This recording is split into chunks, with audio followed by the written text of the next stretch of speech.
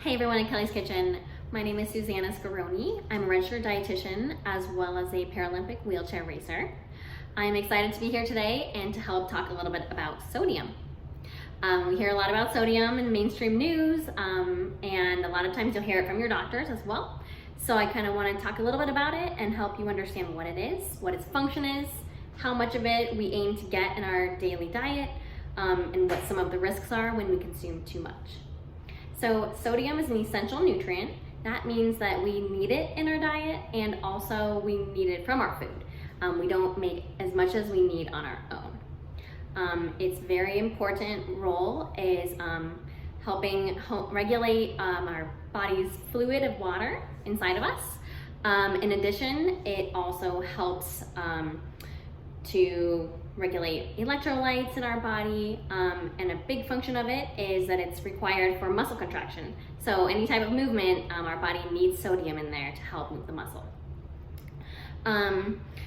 So every 5 years, new recommendations are updated based off of evidence that has been found, and right now, as of 2020, the current recommendations for us for our daily sodium intake is 1,200 milligrams for ages 1 through 3, 1,500 milligrams for ages 4 to 8, 1,800 milligrams for ages 9 through 13, and then 2,300 milligrams for adults over the age of 13.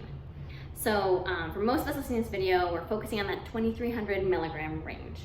So I just kind of want to talk to you a little bit about where we find that sodium in our foods and about kind of the values that we are seeing in those foods. So first I'm going to talk about whole food sources. So just foods in their natural state. These are things like fresh fruit, fresh vegetables, oils, cereals, so like whole wheat flour, brown rice, those kind of grains, whole milk. All of these are in that about 20 to 100 milligrams range per serving. When we look at meat and fish products, that is kind of the range about 40 to 120 milligrams. Then we go a little bit higher of concentration of sodium in things like shellfish. So we can be up to about 500 milligrams in those food sources. So just kind of give you a ballpark range of where our fresh foods are in their sodium content. And now I want to compare that for you on things that are having a little more shelf stability. So things that are in our pantry, that most of us, I know I do, we require these to make our food at home. So these are things like box cereals, which have about higher ranges, so 200 to 300 milligrams, as opposed to that 100-gram range I talked about earlier with those grains just in their whole state. Peanut butter, for example, if you have a natural peanut butter that just has peanuts, we're looking at about 65 grams of sodium, whereas something that's more processed, that's shelf stable and doesn't separate, is about 200 milligrams. So over twice as much sodium by processing that food. When you look at packaged rice, for example, very convenient, you can throw those in the microwave. As opposed to being 100 milligrams as from brown rice, packaged rice is more up in the 500-600 milligrams. So 6 times more sodium when you package that product. Canned meat and fish picks up a little bit, like 200 milligrams. So these are just, I want you to be aware that sodium content does start to increase when things are commercially packaged. And that's because we need to find ways to preserve them, keep them shelf stable, and sodium is great at doing that. In addition, a lot of times flavor is considered in products, and so companies will increase sodium as well to adjust flavor. So that's why sodium starts to increase the more we move away from a fresh food into a more shelf-stable packaged food. And now I want to talk to you a little bit about kind of what the levels look like when we get to something that's like fast food. So, or going out of a restaurant. In this case, you may not just be having something that's processed, but you may, restaurants may combine multiple processed things and put them all together for you in your meal that you would maybe be different if you were making it yourself at home. So for example, I looked up an Egg McMuffin from McDonald's. I talked earlier, so eggs are in that about 50 to 100 milligram range. Grains we know are closer to 100. If you were to make this at home, you probably could get there in about 300 milligrams.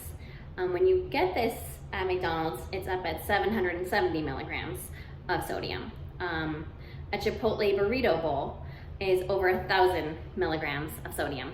And so those are just a couple examples I chose just to highlight how exponentially higher the sodium content in foods gets when we start to get farther and farther away from whole foods that we are consuming on our own at home or that we're preparing at home.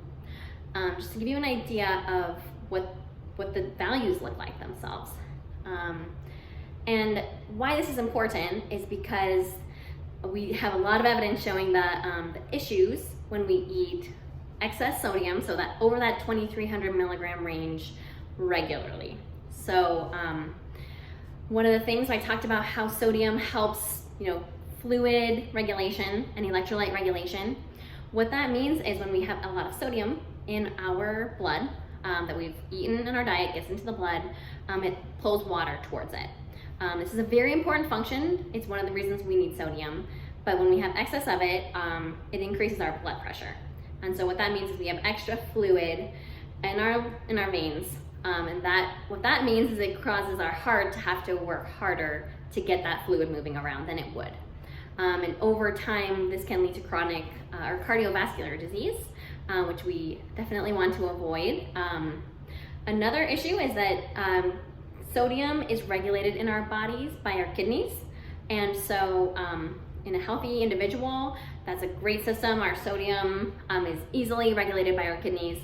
But when we start to increase our sodium intake over time, it can lead to chronic kidney disease too. And so as I've kind of quickly highlighted, sodium content in foods is in everything. But as we move to more processed foods and then to more processed and then to fast food and eating out, that sodium content gets a lot higher quickly.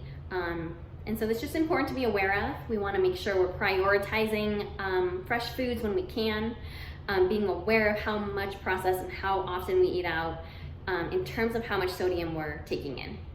Hope you found this helpful, and I hope you have a nice day.